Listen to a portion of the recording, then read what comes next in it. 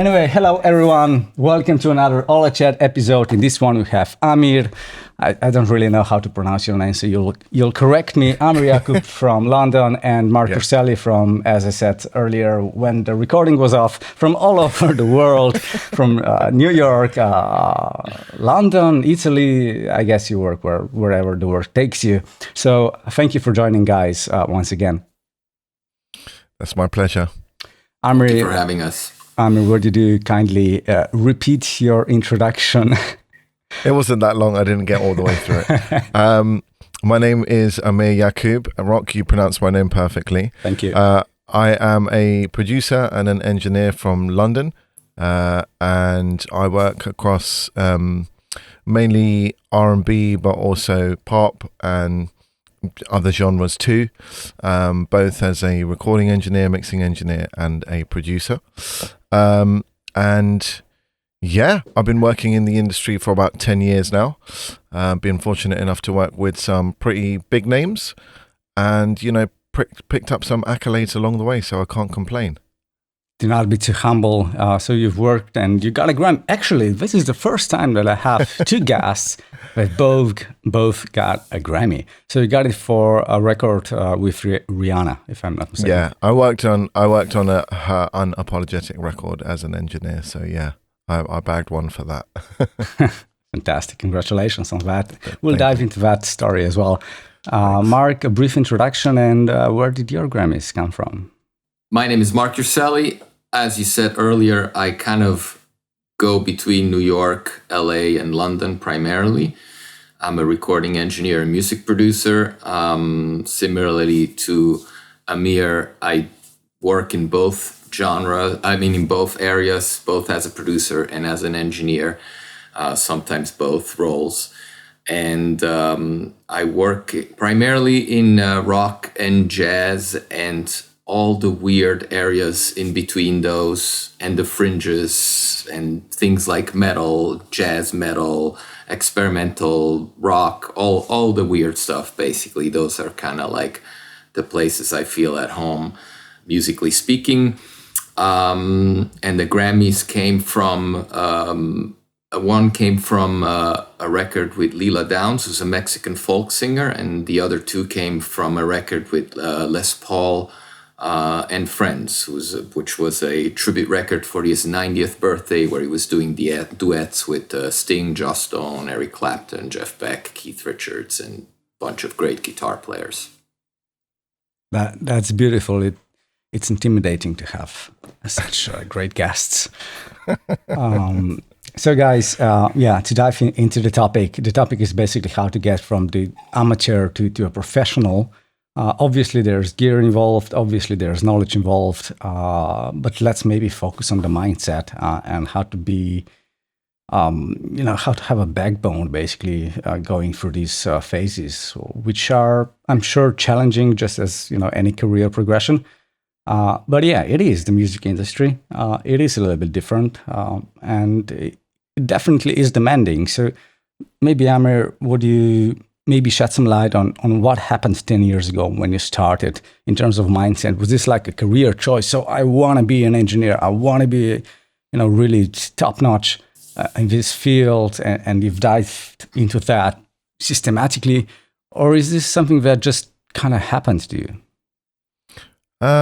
Well, the thing about luck is it's where preparation meets opportunity. So prior to my work in studios, I had studied music and music production all the way from what we would call high school level here in the UK, and I did my degree and my master's at Leeds Conservatoire, and basically I came out of there. Obviously music was a huge part of my life, and I invested a lot of time and money, of course, into that by way of my education. And when I actually came out myself, I didn't do anything to do with music for 2 years. I was working, just office jobs and stuff like that. But I was still on the side. I was trying to make music, and making music for me was, yes, it was producing, but it was also recording and this would primarily be singers and singers that I know, and that would mean co-writing and stuff like that. But I still didn't really have, any kind of like real way of getting in. And, this was around, this, if you're looking at what that time was probably about 2009, 2010. So also the economy wasn't very good. And, I tried to go to the bank and get some loans for opening up my own studio and stuff like that, but they were just like, go away. So it just so happened that a friend of mine had started at a big recording facility, which was Metropolis over in Chiswick, and it was he was in a non-studio role because he wasn't an engineer. He didn't want to be an engineer, but he wanted to do other stuff in the music industry. And basically, he called me up and he said, look, they have an opportunity here, but it's not in the studio. It's actually working on reception overnight. And so, that would mean 16 hour, not 16, probably more like 12 hour overnight shift, right? So I was like, okay, well, look, this is a foot in the door. It's not the foot that I want, but I'm going to go and do that role and see what happens, right? And so I went in and I did that role consistently for probably about 9 months before I got offered to be an intern. And it was pretty much an unpaid role at that point, the internship. So I had to still make money, which meant that I was doing my internship and I was also doing night reception. So I was there basically all the time. Most days, like I did take one day off every so often. And really and truly, like, I suppose my first point to kick off with is music is, and music production and the record creating process is something that I feel if you want to get ahead in, you have to be completely obsessed with.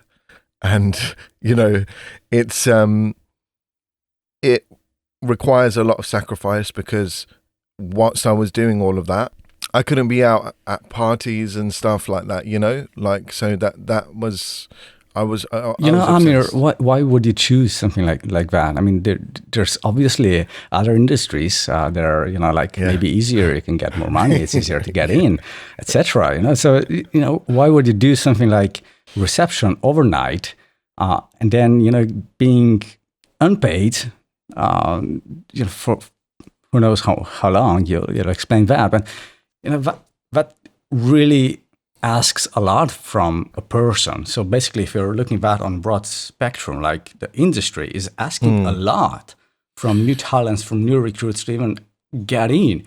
Is there a reason for that? Yeah, because at the top, it's very competitive. And, I think in order to create great records, you first and foremost need to prove that you're worthy of being in the room. And, look, we've got talent everywhere. Marc would have seen loads of talent. You yourself, Rock, you've seen loads of talent. But I think the thing is, when I was ready for my opportunity when it came, which allowed me to take that opportunity and really run forward with stuff, right? But I suppose for me, yeah, I could have gone into, other things. I feel like I could have maybe been a great lawyer, that would be helpful. If I was a music lawyer, that would maybe scratch the itch. But for me, I think there's always something inside me which is like, I want to be part of the process of creating a record. And I feel like that would be something that if I didn't explore it fully, I wouldn't be able to forgive myself, kind of thing. So, I had to fully follow that path. If I'd started 10 years ago and I was in a different place now, I'd go, at least I tried to make it work, and I didn't make it work and I failed. Maybe we could call it that, or maybe it just didn't work out for me, whatever. But there's a cool thing that you've mentioned, like worth being in the room, right? So, Mark, would you elaborate on that? Maybe you have a similar experience. And how do you even make a decision? How do you decide of who is worthy and who is not of being in the room? No, I mean, I think experience decides that. And I really like Aamir's quote, which I'm going to remember and steal, about luck and opportunity and preparation. Because I always, every time I do talks in university and things like that, I talk about preparation, because it's really the thing that will define the outcome of whatever it is that you're doing. And I've been on plenty of sessions where the difference was in the preparation there was on both my part and the part of everyone else involved, the musicians, everyone. The more prepared you are, the more it'll be a successful session. And that kind of preparation, along with experiences, I think what defines who's going to be in that room. What would you say that preparation actually is, if you try to go like really operational on that? So Jack would wake up in the morning and start preparing for either a session or whatever. So what would that be in terms of operation? Well, I think preparation is obviously the sum of your experience with expecting the unexpected. So, if you have an input list, let's say, and you have to set up a room for a recording session, you have to think outside the box and think what else might happen. And I've been fortunate to work under producers that, so for example, Hal Wilner, who was one of my mentors, who was not at all good at preparation and planning. He was good at getting the best out of people, but he would give me very limited information as to what we were about to do. And so preparation for me meant that if he said, a string player might show up, that to me, my mind registers as possible string quartet, set up 8 mics, not one, even though he said a string player might come up, things like that. And so if you do those kind of mental exercises of what does he mean by that? What could it be? What else might happen? How can we do it if extra 4 people show up? That kind of thing. So it's just an idea that's sparkled or a thought. What does it mean to be professional, in your opinion? I keep going back to experience. The experience teaches you everything and teaches you how to be a professional. Of course, you're surrounding yourself with professionals, but you have to be a professional so that you can interface with those people and put them at ease. So professional is not just technical knowledge, but is also reading the room, it's reading the temperature, is acting accordingly, and knowing what to say, or most importantly, what not to say, and when to say it or when not to say it. Yeah, absolutely. I was hoping for that answer, actually, because that, then begs the question. I'm reading the script you sent me. Just kidding. So basically, now the topic is from amateur to a professional. So once you're an amateur, can you be a professional amateur in a way, a professional beginner? So what would that mean? Maybe Aamir, you can elaborate on that? How would that look? A professional beginner, I guess you can be. I guess everyone has a beginning of their professional career. I know when I think back to mine, it was full of learning. I was personally lucky enough to be mentored and taken under the wing of at least a couple of people who were engineers and mix engineers. And I think the professional beginner is there to learn, like Marc was saying. What we're taught to do, I guess not even what we're taught to do, is actually what's inside of us is less speaking, more listening. So on this note, I'm sorry, I'm jumping in. That's all right. So, that's fine. On the note of learning, right, we do have, traditionally, we could say, like two different ways of learning. So it's kind of like being self-taught, using books, using YouTube, whatever online courses that, these days every second engineer will have a course available. And on the flip side, you have like mentorships, right? Just working with people, kind of like learning by doing approach, right? So is there a balance between these two, or is there a clear winner for the modern youngster going down the path of becoming a professional audio engineer, musician, or whatever? My personal opinion is that they both have value. Of course, like, a mentor's not going to sit there and teach you about phase relationships in a mix, really, because that's more technical. Or the phase relationships between, like, if you were to set up, like, Mark said, like 8 different microphones or whatever your mic setup is, that's something that you have to learn by yourself. But a mentor is kind of like the person who will point it out to you. So they'll go, can you hear that? I remember sitting in a mix session with one of my mentors, Dan Parry, and he said to me, can you hear that synth is completely out of phase? And I said, yeah, I can actually hear that. But I kind of couldn't. And he was like, look, it sounds like it's coming from outside of the speakers. That's a sign that it's out of phase. And I was like, oh yeah, actually. And so, phase for me was a concept that was really hard to learn. I don't know why I couldn't get to grips with it. But the mentor was the one who taught me how to hear it in an actual real life context.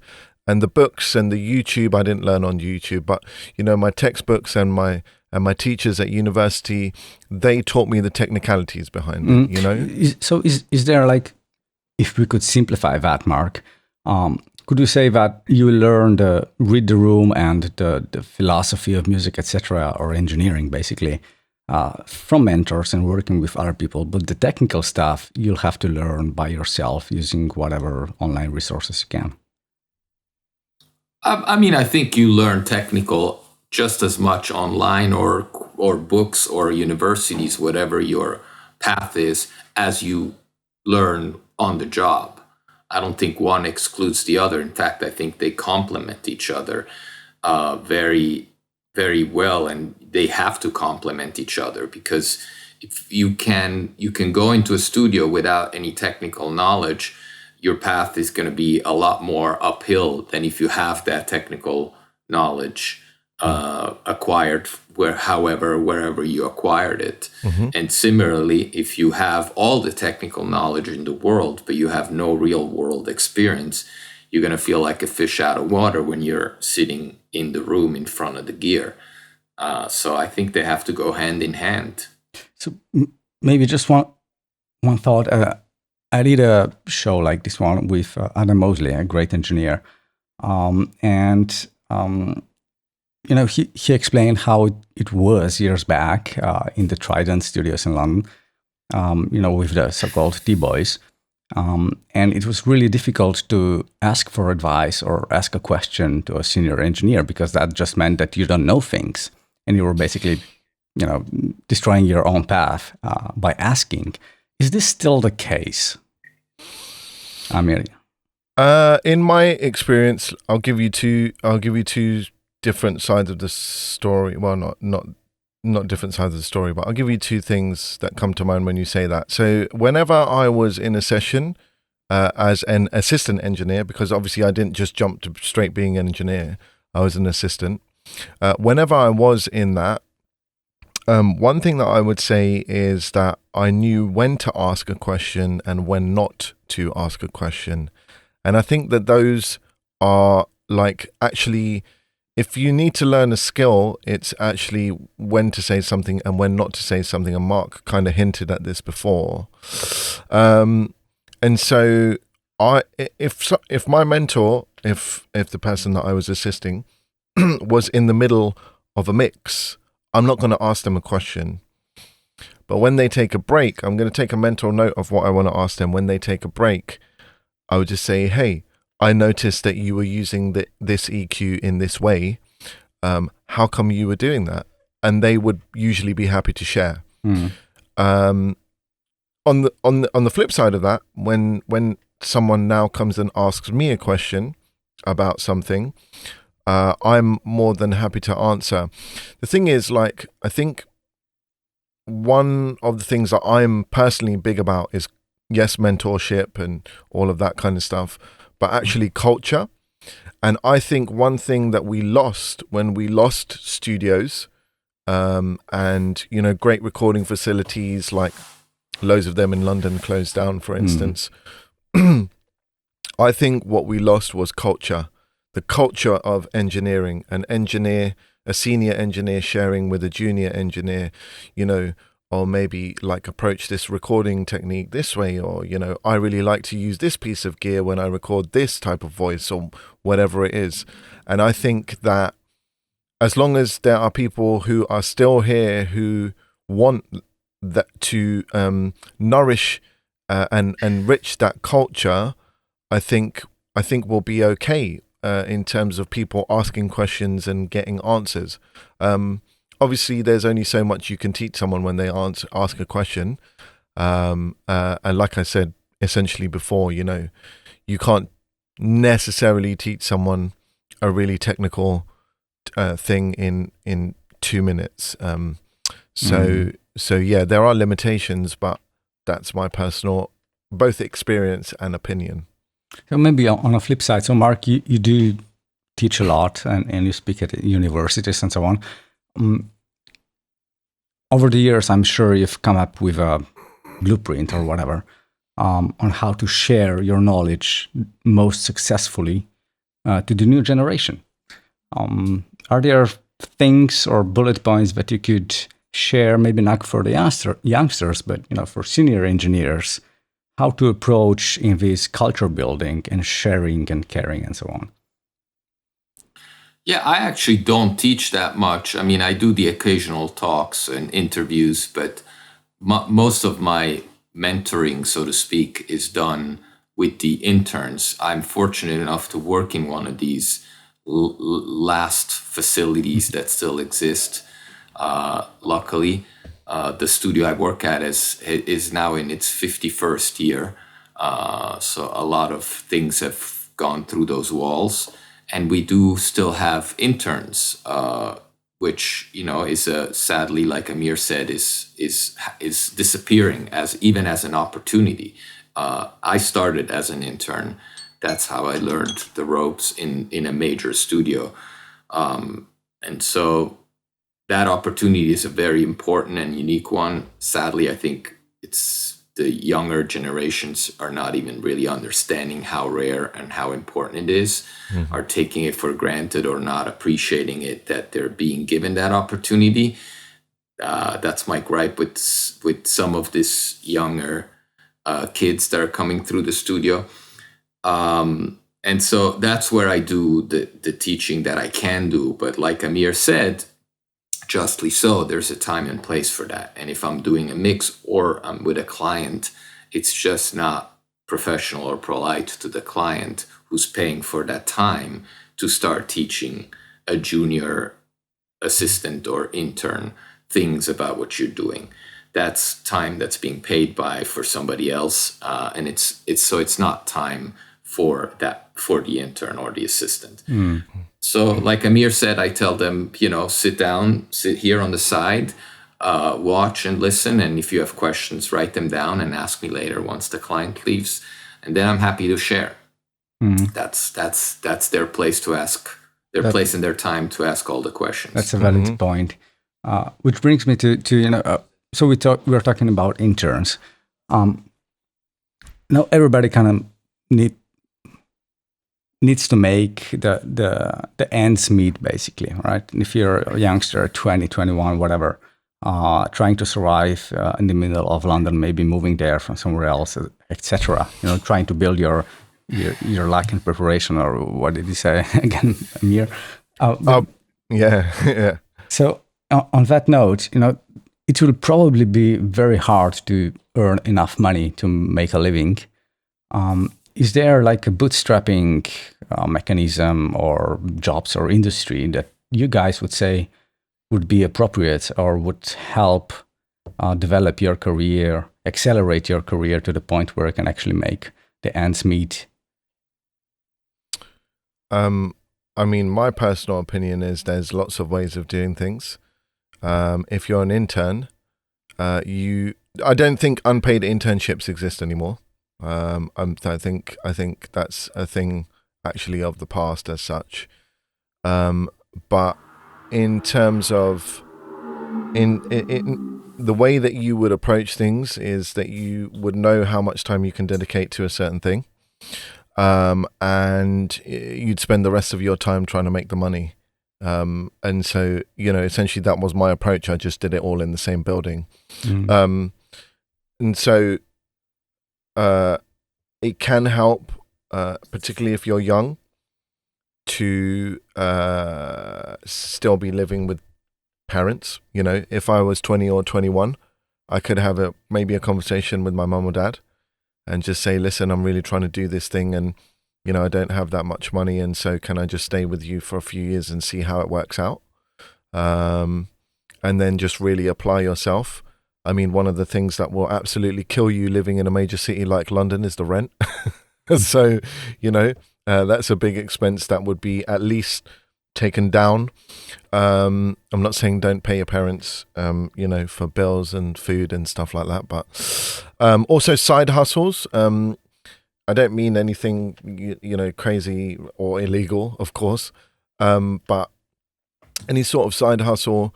One of the things that we do have the fortunate kind of opportunity to build now is an online side hustle. And listen, if you're creative, which I'm guessing you would be, working in the music industry, I'm sure you can creatively come up with something. I don't know. Start an Etsy store where you do something, or you can also start to appropriately charge and take on clients for music stuff if you want to get some good practice in as well. Mark, would you say that there are jobs in the music industry that you could kind of approach in the same way as building an Etsy store, what Aamir is saying? Is there something that you could do, a path in the music industry, so that you would be like closer to where you're going? I think what matters is the end result. Like, it doesn't matter if you have a job in the music industry or if you are a barista in a coffee shop. If that allows you to do what you love to do, that's what matters. Because if that's how you pay your rent, making coffee, but then you do cut out 6-8 hours, whatever you can, for your true passion, there will be a time where that true passion will find opportunities, and you'll be able to make less coffees until you can, until the balance shifts and you can make no coffees. When I started, I didn't have any money, and I was an intern for 2 years unpaid. And so I was doing web design on the side. That's how I was paying for life, for rent and everything else. So you find your side hustle, whatever it is, to make things work, and you make things work. And I think I disagree with Aamir on the fact that there's no more unpaid internships. They do still exist, although they are, few and far in between now. So that's why before I was saying, if you find one, it's a great opportunity, and you should make the most out of it because they're very rare. But if you find one, you have to have a plan. And, the unpaid interns that I have under me at the East Side Sound, the studio in New York, where I'm chief engineer, I don't ask them because I don't want to pry. I don't want to put them in a situation of having to admit that they're, for example, being supported by their parents. I don't care. Some will be able to be supported by their parents if they're lucky. Some will have to have a job. Some are still in school and are studying. Whatever it is, the important thing is that when they're there, they're present. And that presence of mind is what will make the difference in how they apply themselves. Nicely put. Would you say that? So I have a question over here that I came up with earlier. I've seen quite a lot of videos on YouTube and shorts and Instagram and so on about the stereotype of being a musician, like it's jack of all trades, being a video editor, being a PR person, being a songwriter, being a producer, being an engineer. Because, so much goes into that role, which begs the question, does it make sense to start a career with this kind of jack of all trades approach and learn as much as you can? Or would it make sense kind of like the medical way, where you become a specialist for, cardio or whatever? Does this even make any sense? But Mark, maybe. I think specializing is definitely a key thing, because Alex, it's not that you can't do multiple things. You can. Everyone has the capacity to do so, because it's a creative industry, and so you apply your creativity to as much to engineering as you do to playing an instrument, and the two things can coexist. But there will be a time where, unless you're Jacob Collier, you're going to have to decide which path to go down.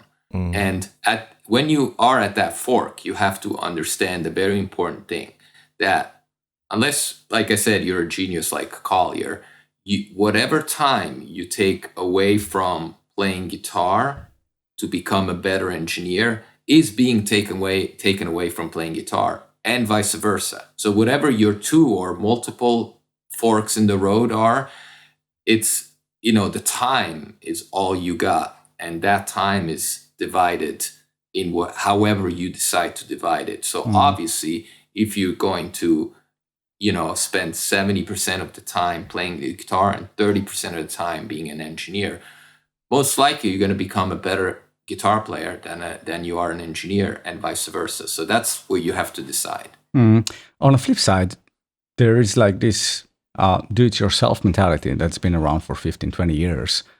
Well, basically since DOS and laptops exist. So on this note, Aamir, when is the moment when you know that you need a professional help? No, not like psychological, although maybe that as well. But when do you know, like, I'm in over my head? Okay, I can play a guitar pretty well, I can record it well, but I have no idea how to mix it and put it together. When do you know, and how do you live with that fact that at some point, you're just not good enough anymore? The competition is fierce. The industry is very demanding. To just maybe elaborate on that, if you will. I think my personal opinion on that is you're at the point, you're at that point that you just mentioned when you can hear it. So okay. Here's the thing about being DIY and doing everything and whatever. You can't hear it. At that point, you're just like, I need to do this myself, and I need to do that myself, and all of these kind of things. And it might be because you don't have money. It might be because you want to actually genuinely do all of those things yourself, but you won't be able to hear it because actually what you lack is objectivity, right? And objectivity is the polar opposite of everything in music, because music is subjective.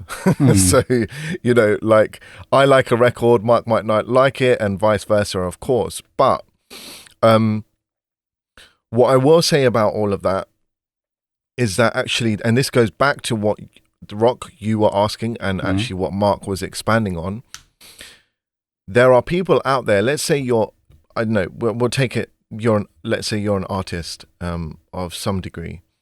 There are people out there who are better producers than you because all they care about is production, and that's all they do. And they spend all of their hours, like Mark was saying. They're not trying to play the guitar or whatever. What they're doing is they're trying to specialize in production. Same with engineering, and that as a recording engineer. Same with mixing, same with mastering. The reason that these roles still exist is because actually, when you excel at a role like that, you create value within the industry, and people come to you because they value you and they respect you, hopefully. And I think that as an artist, or even if you're not an artist, let's say you're a producer and you're a really good producer and you make things sound incredible, as maybe individual elements and stuff like that, but you just can't nail a mix. Why would you not go to a mixer if you're trying to make the best thing happen for your record?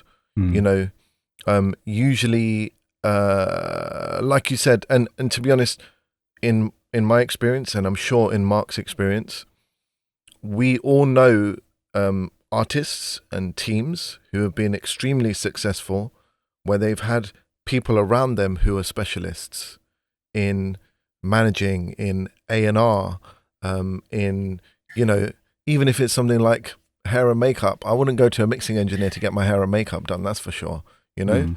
So so specializing is actually a real, like, it's where you create the value, I feel, in the music industry. So what you're saying, it's a team's sport, kind of like you need a team around yourself. On that note, trust comes in. So I'm sure you both been in the room where there was a conflict, maybe even a literal fight between, you know, a creative and an engineer, etc. So trust is important. So how do you build trust, especially if you go back to the original topic, which is from amateur to a professional? As you're building your career, how do you create trust? Well, first, how do you trust your mentors? And secondly, how can you gain trust by whoever you're working with or for? Marc? I think you got to trust in yourself first, trust in your instincts and trust in the things you know, but also trust in the fact that you don't know everything. And understanding that line is very important. Understanding that there's still something to learn and there will always still be something to learn is how you keep yourself open to new possibilities, to new ways of doing things, ways you might not have thought of, that you don't yet know, but that might be more efficient ways or more interesting ways or better sounding ways, whatever it is. As far as the trust with the people you work with, that just comes from you making the right decisions for the people you're working with. And if you if you make the decisions with your artist or client or whatever it is, best interest in mind, they're going to trust that you are on their side, on their team. And that's how you build relationships. Maybe one of the final questions. I did try to have my own studio back in the days when I was like 22 or 23. And I kind of make the ends meet for 2 years. Then I went bankrupt. The classical story. So I would say that at the time I was way too much focused on collecting gear. So I need that preamp and I need, several extra microphones and so on. So gear was kind of like an escape goat, I think the British would say, for, instead of learning and really diving deep into what it is, how it works, or like you mentioned, Aamir, phase correlations and stuff like that, it would be just like, let's buy another plugin for that, and etc. So I'm basically asking the question, the gear is obviously very important. It does color the sound, it makes things sound good, or in whatever way you intend it to, but you need to know how to use it. So on this note, what would be your advice, maybe Aamir, somebody who's starting out? Obviously the pro gear is super expensive. Can you get away with mid or even low budget stuff and somehow make a living? Yeah, I would say that you can. Now, look, the thing is, like, about gear, when I started specifically, I owned one microphone and I made it do everything. And actually having that limitation really just allowed me to push myself to actually listen closer. And as we say, Marc, you probably heard this a million times and you agree, it's not the gears, it's the ears, right? And so essentially, when you're working with gear at any level, it's more important actually that you listen and that you pay attention and you build your listening skills, your critical listening skills, actually, because we can all listen and say, oh, that sounds really nice and whatever, but like when you listen critically, you're saying that sounds really nice, but do I want to change something about it? And if I do, how am I going to change that thing? Am I going to use an EQ? Is it compression? Shall I just add a really nice reverb? Like whatever, it doesn't really matter. And it's unfortunate, and I hear it quite often, Rock, similar things where people think that a piece of gear is the magic wand. I could put anyone who's relatively inexperienced in a facility that costs £1 million, and I guarantee you that if they don't know how to mix a record or record a guitar or whatever, they're still going to make it sound horrendous to the end user, who is the listener, because they just don't have what they don't have. And that is knowledge and experience and listening to thousands of records and working on hundreds of records. Unfortunately, you can't buy that. You can't, it's not in, a £2,500 preamp. It's not in £10,000 monitors. It's not in any of that. It's inside of you and your experience. Mark, what would you say? I agree 100%. It's like Aamir said, it's the ears, not the gears. I mean, you can make a great record with 157. You should start with 157 before you go out and spend money on a more expensive microphone.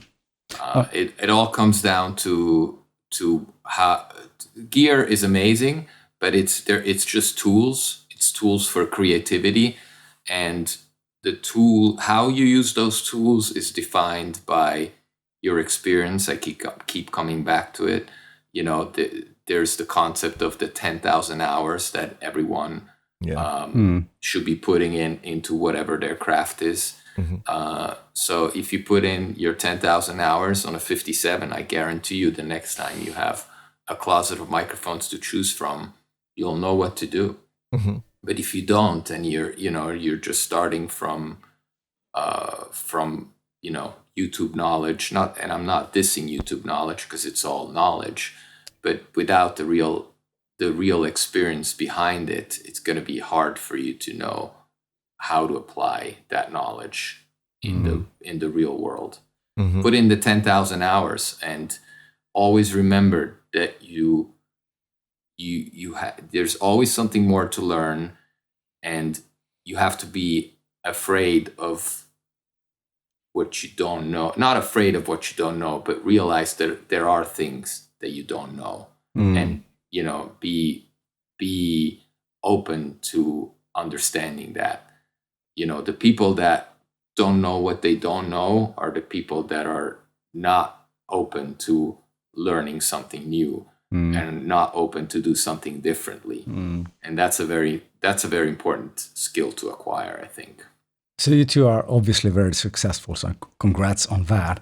But on the flip side, you do compete in the marketplace, and there are new stuff coming in always. And lately we have, basically AI stuff going into the music industry as well. But, almost also Dolby Atmos and surround sound, or the spatialization of sound. So how do you guys, when you're like booked and you're deep into the projects, you still need to learn about new tech and new stuff that are coming out, basically to stay relevant. So how do you guys approach this life learning path? My personal way of doing that is trying to just stay informed on trends and stuff like that. Remember, trends are trends. So as in they happen and then they go away. I think longevity is about the fundamentals, being able to do them well. And so I personally would like to concentrate on that. There's no way you could pay me enough money to actually just transfer to a Dolby room and get, all the systems set up and stuff like that. Because really and truly, I feel like there obviously is a move towards that and a shift towards that, but we kind of saw this before, and what's stayed around is the listener experience, which is stereo. And so I don't feel too fussed about that kind of stuff. I'd like to learn about it, but I also know where my strengths lie, and that is being in the room with someone who wants to make a record and being an engineer or a producer with them. And so, I kind of see even AI as, there's always this mass explosion of like, it's all over the internet and, all of this kind of stuff. But, really and truly, what is the song tradition? The song tradition is one human, usually with a guitar, singing to another group of humans, and that's how they tell stories. And that tradition, I'm afraid it won't be overtaken by AI. That's true. I agree. Mark, your take on this? Yeah, I agree. I like what he said about trends are trends. So it's important not to let yourself be carried away by a trend. It's important to stay informed. I personally do that by going to a lot of shows. I go to 1 or 2 concerts every night, and that's my way of staying informed and staying inspired, because what you don't want to become in this industry is jaded. And the minute you are not excited by music anymore, then you got to think about what you're doing. I'm still excited about it. I've been doing it for 25 years now, or 30. And I still go to a concert every night. I still have fun. I still enjoy going, meeting people and talking to musicians and all of that. And so if you have that kind of passion, that kind of obsession, like we said at the beginning, then you're on the right path and you're doing the right thing.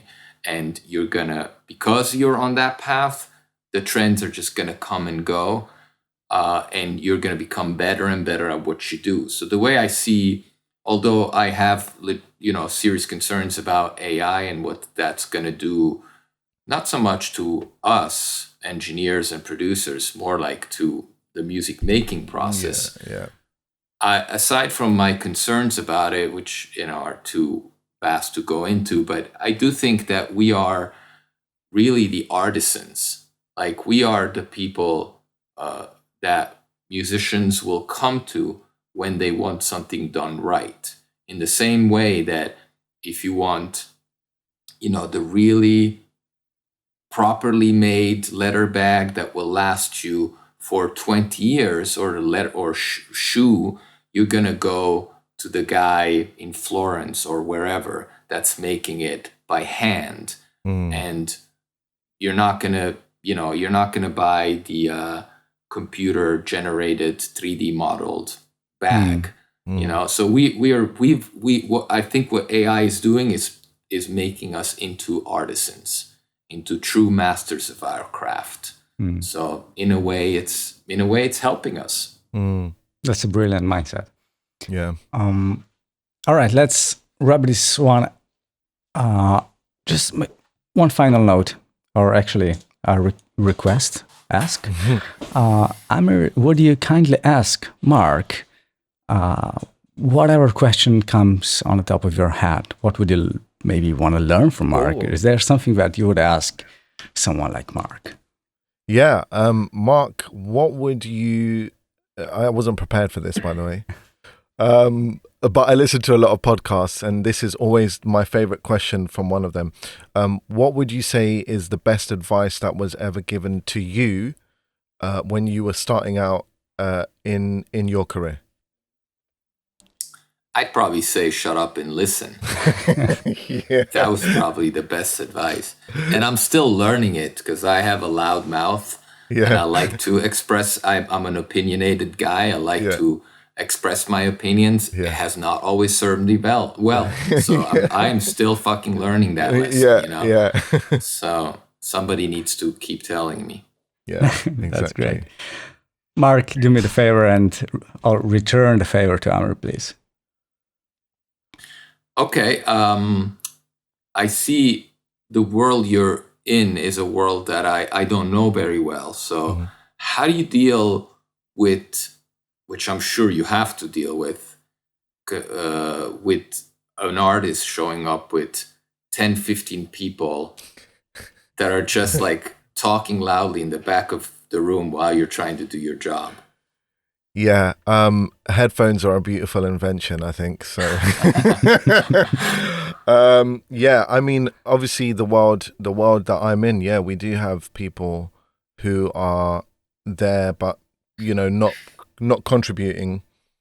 And I think that you have to be able to say, even though it might, put a few noses out of joint, as we say, but you have to be able to say, listen, guys, I'm just going to let you know, like, we're recording, and so, I'm going to need you to quiet down. Obviously, always just be polite, I think, is the initial way of doing things. And then after that point, if people aren't listening to you, then you need to basically speak to someone they're gonna listen to. So it's always about being polite at first. I think just start with that approach, and then if it doesn't work, then call in the cavalry, as we say, and go and speak to like a manager or whoever. But like I said, headphones also, if they're not listening and you need to concentrate, put some of these on. We're touching on something that I do love, right? So you're both wearing my creation there. Yeah, exactly. Maybe on a side note, or really to wrap this up, how much work can you actually do, or how much do you do using headphones? I do loads. I do a lot. Even though I'm here in my own project studio, essentially, I like the flexibility of being able to sit down anywhere and be able to trust what I'm hearing. Yeah, I might not finish records on headphones, but the demands of being here, there, and everywhere. And Mark, I mean, you're across 3 cities essentially. I'm only in one. So you can probably attest to this, but yeah, headphones they're super important, and also they give you a window into actually how many people, how the majority of people are listening to music as well. And so I always respect the experience of working on headphones for a period of time, even if I'm on a mix in the studios or whatever, because this is how people are listening now, like everywhere you go. Yeah, I mean, obviously, that's a very important point. This is how people are listening, and so it's important to check your mixes on headphones. My personal preference is to work with speakers on speakers, simply because sound in its most primordial form travels through air, and so to me that's part of the experience of sound is air, the air between the speaker and the ear, and the reflections of the room and everything that comes with that. So I prefer working on speakers, and I tend to do 95% of my work on speakers. Headphones become for me a way of checking a mix so that I know how people will hear it, or a way to mix on something, work on something while I'm traveling and I don't have speakers. Another very, very important way for me to use the headphones is not having to abandon or negotiate my sweet spot in the studio with an artist and a producer, or however many people are in the room, and they all want to hear the mix from the middle. So that's often when I break out headphones and we're like, here, you can check it, you can all stay in your chairs or in the couch, and so I don't have to leave the center section of the console. Yeah, good. Yeah, that's very true, actually. Guys, this podcast is distributed by the Headliner magazine UK, and this one will obviously be as well. Do you guys know Headliner magazine? Ever came across of it? Headliner? Headliner magazine. I'm sorry, I do not. My ignorance That's fine. surpasses my knowledge. I've definitely heard the name, but I'll definitely look more into it now. No, it's fine. So they're distributing this all over the internet, from iTunes to YouTube, etc. And some of these podcasts got really cool numbers. And I hope this one will as well, since it's quite packed with knowledge, and particularly on the mindset and what you need to be careful about when you're developing basically yourself, your skills, and so on in your career. So thank you guys very much for joining in. It was truly a pleasure and an honor to have 2 Grammy-winning engineers in one podcast. That's rare. So again, yeah, truly thank you, and I hope to do this again someday. Thank you, Rock. Thank you, Rock. Nice to meet you, Aamir. You too, Mark. See you soon, man. All right. See Take ya. care. Bye-bye. Beautiful.